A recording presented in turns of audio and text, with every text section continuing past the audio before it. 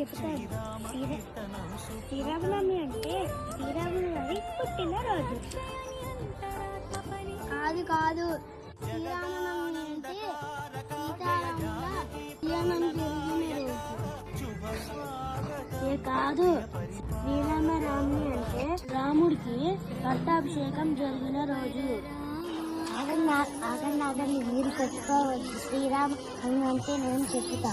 త్రేతాయుగంలోని వసంత ఋతువు చైత్రశుద్ధ గురువారం నాడు పునర్వసు నక్షత్రం కలకాట లగ్నంలో శ్రీరాముడు జన్మించాడని అనేక పురాణాలు పేర్కొంటున్నాయి.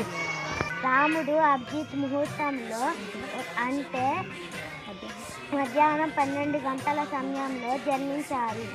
14 ఏళ్ల అరణ్య వాసం తర్వాత అయోధ్య చేరుకున్న రాముడికి పట్టాభిషేకం కూడా చైత్రశుద్ధ నవమి నాడే జరిగిందని ప్రజల విశ్వాసం. శ్రీ సీతారాముల కళ్యాణం కూడా ఇదే రోజునే జరిగింది. జై శ్రీరామ్.